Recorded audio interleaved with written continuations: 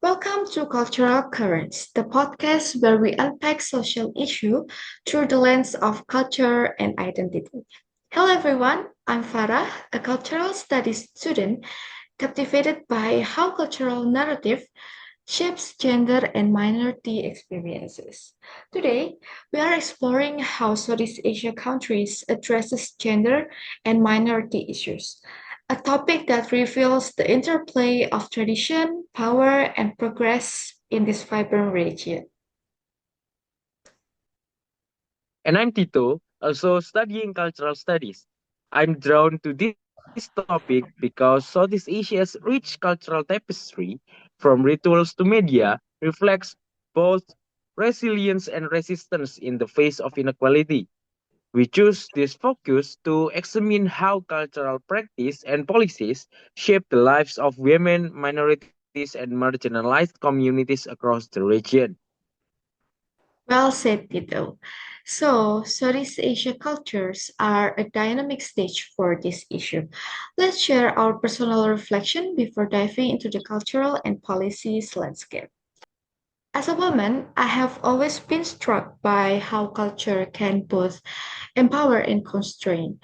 Growing up, I saw how traditional gender roles in my community limited women's voices, especially for the ethnic minorities.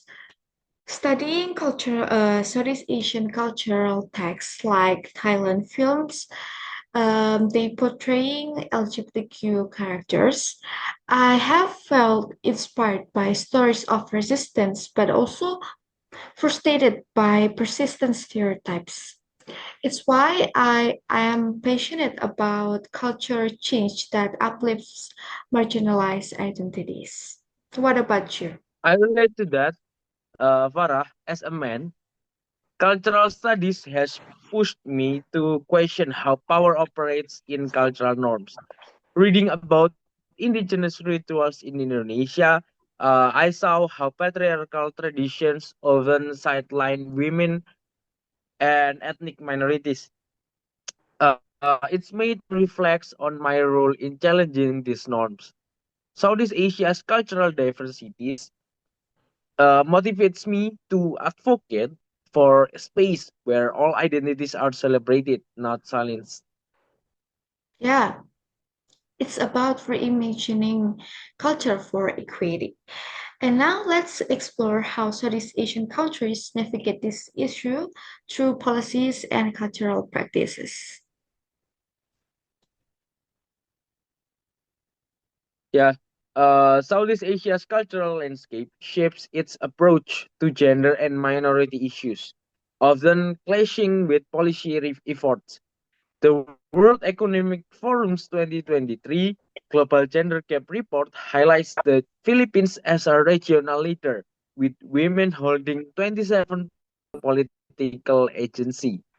In contrast, Malaysia and Indonesia lack, with women's political representation below 20%, tied to cultural norms valuing male leadership. Well, yeah, that's a key tension. In Philippines, cultural representation like strong female leads in film and telenovelas support policies like the Magna Charta of Women in 2009. But as cultural scholars Rolando Tolentino argues that these gains are undermined by patriarchal Catholic values embedded in everyday practices, especially for indigenous and Muslim women. And it's a clash between progressive policy and conservative cultural scripts. Yeah, minority issues complicate this further. In Malaysia, Islamic cultural norms and colonial era laws marginalize LGBTI communities, with media often portraying them negatively. As noted by cultural studies, equality remains limited. Economic disparities also have cultural roots. Women in Southeast Asia earn 30 until 40% less than men, with Singapore's 16% gender pay gap reflecting a cultural bias toward male breadwinners. This echoes cultural representation in Singapore media, where women are often depicted in domestic roles, reinforcing economic inequality. For minorities, cultural exclusion deepens economic marginalization. Indigenous women in Indonesia, for example, are denied land rights due to patriarchal cultural practice. Despite legal forums, Despite legal reforms, with only 15% of women owning land they cultivate. This mirrors cultural narratives in indigenous oral tradition where male authority dominates.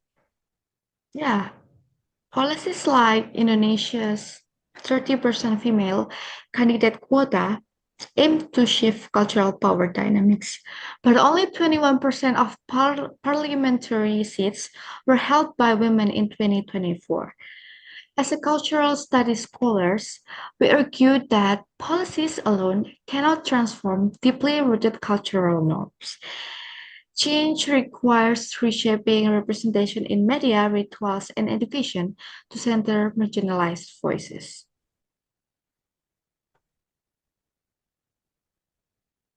Our stance is that Southeast Asia's progress on gender and minority issues hangs on aligning policies with cultural transformations.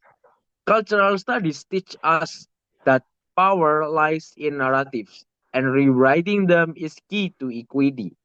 Reference include the World Economic Forum's 2023 report and Rolando Tolentino's Screening Gender, Joseph Koch Leaving Out Sexuality and Faith, Megan Sinott's Queer Bangkok, the International Labour Organization's 2022 report, the Food and Agriculture Organization 2023 report, and the Inter-Parliamentary Union's 2024 data. To sum up, Southeast Asia gender and minority policies show promise that are constrained by cultural narratives rooted in patriarchal and colonial legacies. Countries like the Philippines and Thailand offer glimpses of progress, but cultural changes is essential. Yeah, we hope policymakers and communities harness culture through media, education, and traditions to amplify marginalized voice. Listeners, how can Southeast Asia's culture stories inspire a more equitable future? All right, so thank you so much for joining Cultural Currents. Tune in next time for more insights into culture and change. Until then, keep exploring the stories that shape our world. Thank you.